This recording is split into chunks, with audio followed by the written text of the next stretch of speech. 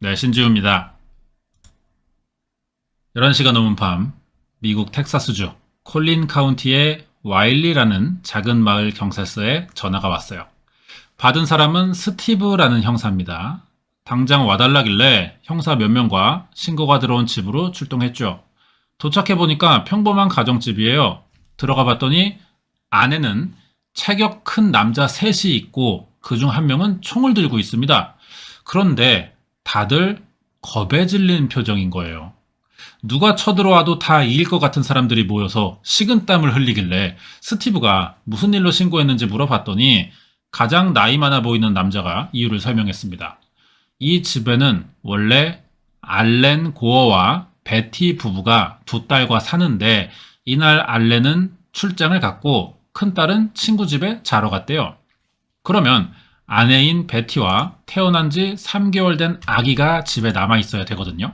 하지만 출장을 간 알렌이 하루 종일 집에 전화를 걸어봤지만 아내가 받지 않길래 집에 무슨 일이 생긴 것 같다며 이웃 사람들에게 가봐달라고 부탁을 한 거죠. 사람들이 창문으로 먼저 집을 내다봤더니 주차장엔 차도 그대로 있는 거예요. 하지만 전화를 받지 않는다니까 혹시 강도라도 들었나 싶어서 총을 들고 집에 와봤던 거죠. 현관문이 잠겨 있길래 뒷문으로 들어갔대요. 집안에서 베티는 보이지 않았고 2층에선 아이 우는 소리가 들리길래 올라가 보니까 몇 시간 방치된 것처럼 보였다고 합니다. 기저귀가 많이 젖어 있던 거겠죠. 그래서 아이부터 옮기고 다시 집안을 둘러보기 시작했어요. 집은 깨끗하게 청소돼 있었습니다. 누군가가 들어온 것 같지는 않거든요. 베티만 없는 거예요. 이상한 일이지만 별로 확인할 것도 없어서 세 사람은 마지막으로 거실 구석에 다용도실만 열어보고 돌아갈 생각이었는데 여기서 베티를 찾습니다. 베티는 사망해 있었어요. 바로 경찰에 신고하면서 스티브 형사가 이 집으로 출동하게 됐던 거죠. 스티브는 오랫동안 형사로 일한 사람이에요. 죽은 사람을 그동안 많이 봐왔지만 베티가 가장 심각한 상태였다고 합니다. 온몸이 도끼에 41번이나 찍혔는데 그중 28번이 얼굴이었어요. 베티 고어 살인 사건이 일어난 날은 1980년 6월 13일 금요일이었습니다. 그래서 13일의 금요일 사건으로도 유명한데요. 대체 무슨 일이 있었던 건지 자세하게 좀 알아볼게요. 다음 내용 궁금하시면 구독과 좋아요 부탁드립니다. 여기가 사건이 일어난 고어 가족의 집이에요. 1980년대 텍사스의 와일리는 종교적으로 보수적인 성격이 강한 곳이었습니다. 사람들은 주로 교회를 통해 관계를 만들었고요. 고어 부부도 기독교인이었어요. 당연히 주민끼리 너무 잘 알고 작은 마을이기도 하니까 다음날 아침 되자마자 바로 사건은 소문이 나버렸죠. 사망한 베티 고어를 알아보자면 8살 큰딸인 엘리샤 그리고 태어난 지 3개월 된 배선이를 낳았고 남편인 알렌과 사는 가정주부입니다. 베티는 원래 다른 지역 사람이지만 대학에서 만난 알렌과 결혼해 텍사스로 오게 됐고 둘째를 낳기 전까지는 중학교 교사로 일했어요. 남편인 알렌 고어는 회사원입니다. 그렇게 잘 사는 집은 아니지만 딱히 경제적인 문제도 없고요. 주변 관계 다 좋아서 원한을 살 만한 사람이 없었어요. 다행히 사건 한 달도 되지 않아 범인의 정체가 밝혀집니다. 사람들은 미친 노숙자가 마을을 돌아다니다 우연히 베티의 집을 들어가 공격했던 거라고 생각을 했었는데요. 와일리는 주민들이 문을 잠그고 다니지 않을 만큼 치안이 좋고 서로 다 잘 아니까 당연히 다른 지역에서 온 사람일 거라고 생각했어요.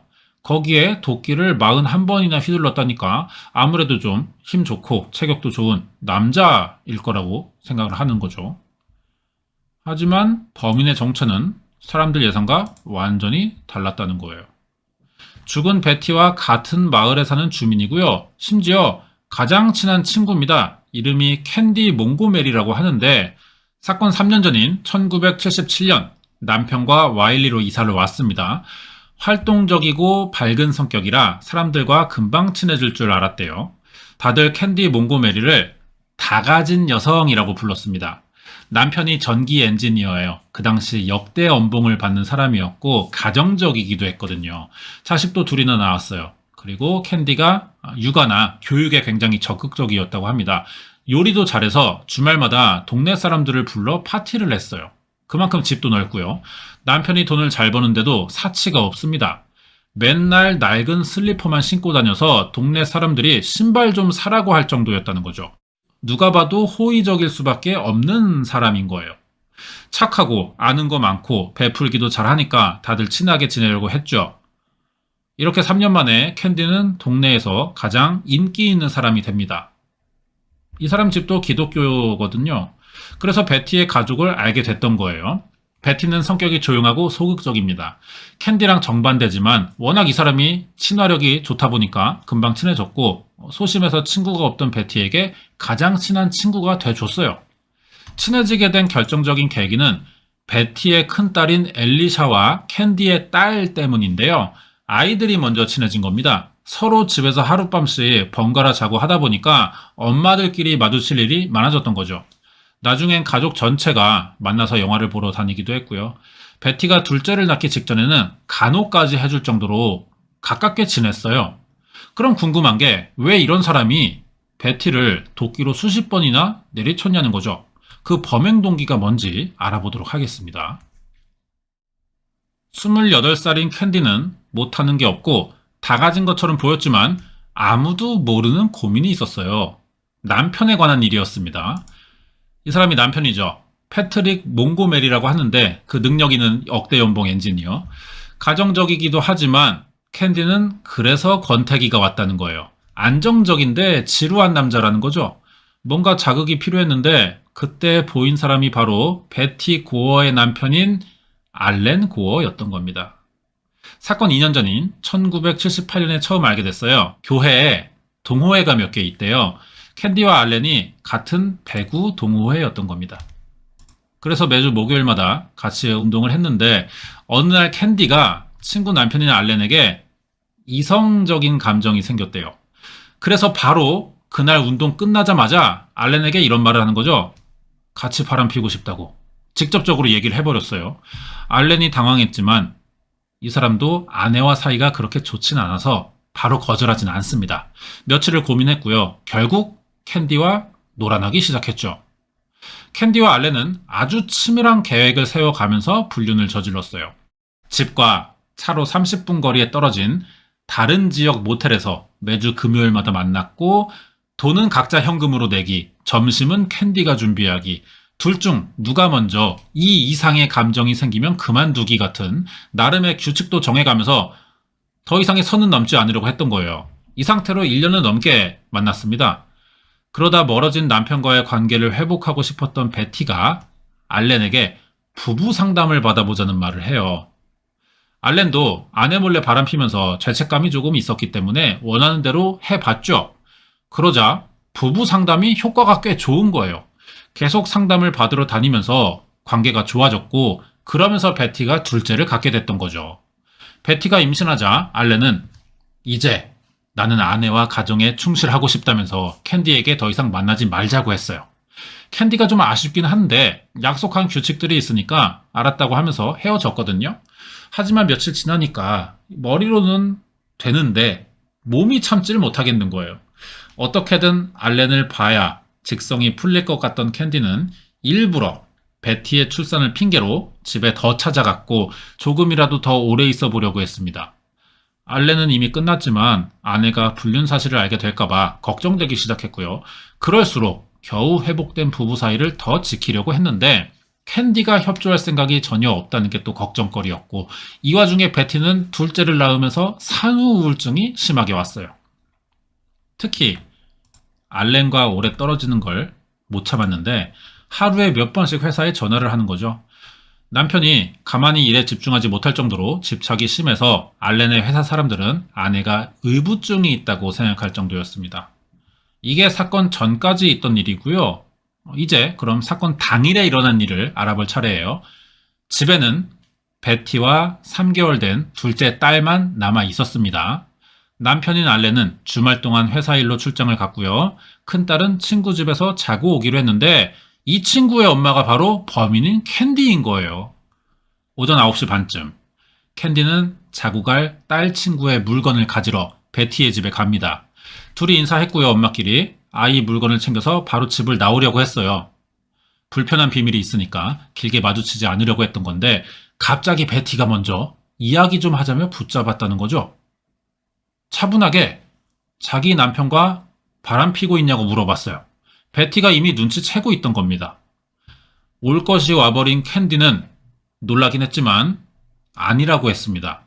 하지만 베티는 이런 반응에 더 확신을 가졌고 다시 한번 물어봤어요. 캔디는 다 들켰다는 생각에 사실대로 말하죠.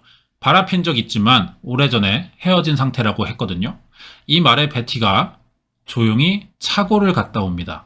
손에 도끼가 들려 있었어요. 다시는 남편에게 접근하지 말라고 겁을 준 거죠. 그리고 아이 물건은 다용도실에 있으니 가져가라고 했습니다. 베티의 예상치 못한 돌발 행동에 캔디가 놀라긴 했지만 얼른 물건을 챙겼어요. 하지만 얼마 뒤 베티는 온몸에 41번의 도끼질을 당했고 캔디는 샤워까지 하고 우는 아기를 2층에 둔 채 이 집을 나왔다는 거죠. 캔디의 일방적인 주장일 뿐이에요. 정확히 어떤 일이 있었는지 다 알 수는 없습니다. 하지만 결국은 자기가 베티를 죽였다는 말이거든요. 그런데 이 뒤로 캔디의 행동이 너무 이상해요. 집에 가서 자기 딸과 베티 딸을 데리고 교회를 가요. 여기서 아동 연극을 보고 수영장과 극장도 갑니다. 자기가 죽인 여자의 딸인 걸 모르는 사람처럼 데리고 다녔다는 거죠. 너무 태연해서 아무도 캔디가 살인했다는 사실을 눈치챌 수는 없었어요. 하지만 아내와 연락이 되지 않자 불안해진 알렌이 이웃 사람들에게 집에 가봐달라고 부탁하면서 시신이 발견됐던 겁니다. 사건이 벌어진 날 미국에선 샤이닝이라는 영화가 개봉했는데요. 샤이닝은 점점 미쳐가는 남편이 결국 아내에게 도끼를 휘두르게 된다는 내용의 영화예요. 그런데 같은 날 베티 고어라는 여성이 도끼에 살해된 사건이 알려지자 사람들은 이 영화와 비교하면서 자연스럽게 남편인 알렌 고어를 용의자로 의심하기 시작합니다. 하지만 알렌은 이날 다른 지역으로 출장 갔다는 알리바이가 확실했어요. 범인일 수가 없죠. 이 사건은 초기 수사부터 어려웠다고 합니다. 소문을 듣고 사람들이 찾아와서 현장과 증거들을 훼손했던 거예요. 40년이 훨씬 더 된 사건이기도 해서요. 그 당시에 DNA 검출은 불가능했어요. 그럼 범인인 캔디 몽고메리의 정체는 어떻게 밝혀졌느냐? 사건을 담당한 스티브 형사에게 결정적인 단서를 준 사람이 있거든요. 사망한 베티의 남편인 알렌이에요. 절대 밝히고 싶지 않았던 이야기지만 자기가 의심받고 있으니까 이걸 피하기 위해 불륜 사실을 말할 수밖에 없던 거예요. 이때부터 경찰이 캔디를 의심한 겁니다. 꼭 이 진술 때문만은 아니라 스티브는 처음부터 이 사건이 치정이나 원한에 의한 사건이라고 생각하던 중이었는데 관련 진술이 확보되니까 수사 근거가 생긴 거죠. 예상대로 조사해보니 모든 증거와 정황이 퍼즐처럼 딱 맞아떨어졌어요. 현장에서 발견된 피 묻은 발자국은 캔디와 같은 크기였고 발과 이마엔 다친 상처가 있었거든요. 베티를 공격한 동기도 치정이라면 설명이 됩니다. 다들 친해지려고 했던 와일리 최고의 인기녀가 가장 친한 친구의 남편과 바람을 피고 그 친구는 또 죽인 살인범으로 밝혀지자 다들 충격받을 수밖에 없었지만 한 사람만 다른 반응인 겁니다. 캔디 남편이 보석금으로 큰 돈을 내주면서 캔디는 구치소에 들어가지 않고 집에서 재판을 기다릴 수가 있게 됐어요. 남편 이름이 패트릭인데 심지어 이 사람은 캔디가 불륜 중인 걸 알았고 하지만 자기가 부족해서 아내가 바람을 핀 것 같다며 미안해하고 있었다는 거죠. 이렇게 재판이 열립니다. 피해자인 베티가 사망했고 목격자는 없어요. 그날 다용도실에서 일어난 일을 객관적으로 설명해 줄 사람이 없습니다.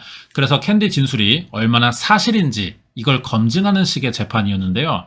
변호사는 캔디가 베티를 도끼로 공격한 건 사실이지만 이유는 스스로를 지키기 위해 어쩔 수 없이 저지른 정당방위였고 어릴 때 기억이 공격성을 드러내게 됐다는 거예요. 그럼 그 공격성을 드러낸 이유인 어릴 때의 그 기억이 뭐냐? 캔디 엄마는 아이가 하는 말이 듣기 싫을 때마다 쉿 이러면서 과도하게 캔디의 감정을 통제했고 나중엔 하고 싶은 말이 있어도 캔디가 먼저 억지로 참으려고 해왔는데 이때부터 감정을 숨겨야 한다는 강박에 정신적인 문제가 생겼다는 거예요. 그리고 사건 당일 불륜 이야기가 나오자 캔디가 빨리 집을 나오려는데 베티가 도끼를 들고 달려들어서 공격을 막으려고 양손을 잡았다고 합니다. 이 소리에 2층에서 자고 있던 아이가 울기 시작했다는 거예요. 그러자 베티는 아기에게 조용하라는 뜻으로 쉿 이런 소리를 냈고 캔디가 이 소리에 반응을 했다는 거죠. 그러니까 어릴 때부터 갖고 있던 감정 통제라는 강박으로 참고 있던 스트레스를 베티가 터트려서 공격성이 발현된 심신미약에 의한 우발적인 사고라 무죄라는 겁니다. 거기에 알렌과의 관계는 더 이상 미련이 없던 시기라 치정에 의한 공격도 아니라는 거예요. 그러면 알렌과의 관계가 완전히 끝났다는 걸 뭘로 증명할 수 있느냐? 캔디는 이 재판에 또 다른 친구의 남편을 증인으로 세웁니다. 이 사람이 갑자기 왜 나타나느냐? 사건 시기에는 이 사람과 불륜관계였다는 거죠. 그러면 이 재판 결과는 어떻게 나올까요? 9명의 배심원은 전부 캔디 몽고메리에게 무죄를 선고했어요. 살인은 사실인데 심신미약이 인정된다는 겁니다.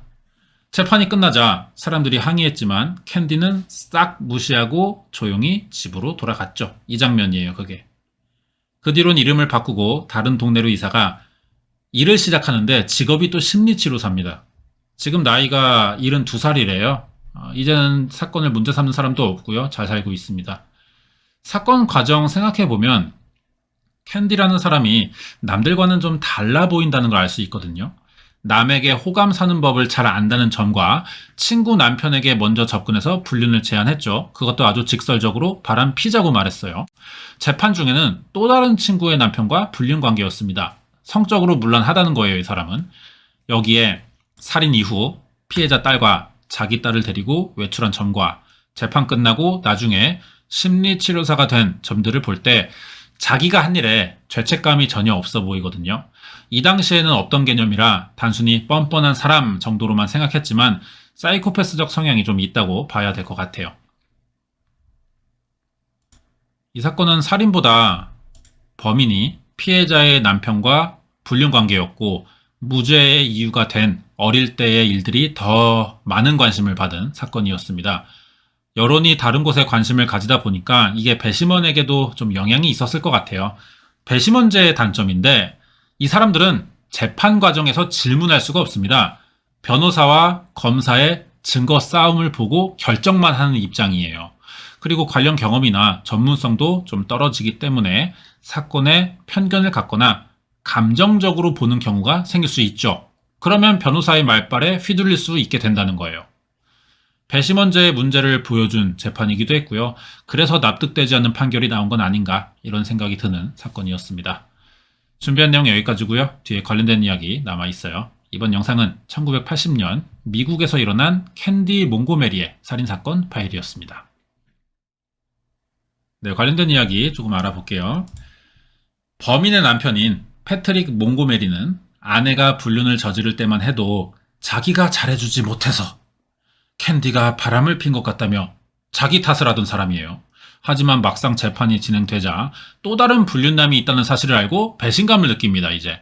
그래서 재판 끝나고 이혼했어요. 뭐 이렇게 생각하는 사람도 있기는 하죠. 문제를 남보다 자기에게서 먼저 찾는 겁니다. 더 나아지기 위한 관점에서 보면 이게 뭐 바람직하다고도 볼 수 있는데 그거는 아내가 살인하기 전까지만 할 수 있는 생각인 것 같아요. 그런데도 계속 자기 잘못이 크다고 하는 걸 보면 아무리 뭐 봐줄래도 좋게 봐줄 수가 없는 거죠. 이거는 미련한 겁니다. 떠오르는 단어가 있는데 뭐 굳이 말하지는 않을게요. 그러면 살해당한 베티의 가족들은 어떻게 됐느냐? 남편인 알렌 고어는 얼마 안 돼서 같은 동네의 여자와 재혼했어요. 그리고 딸들은 베티의 부모가 키웠습니다. 베티의 부모는 딸이 억울하게 죽었고 재판도 인정할 수 없다는 입장이었는데요. 그래서 재판을 다시 하자니 돈과 시간이 많이 들고 그렇게 되면 원하는 판결을 받아내더라도 아이들을 제대로 키울 수 없겠다는 생각에 항소를 포기했어요. 관련된 영화 소개하겠습니다. 유명한 사건이면은 보통 영화 나오죠. 이 사건으로 나온 대표적인 영화는 1990년에 나온 킬링 인 어 스몰 타운이라고 하고요. 드라마는 제시카 비엘이 주인공으로 나오는 캔디라고 하는데 제시카 비엘은 저스틴 팀버레이크의 아내로 또 유명하죠.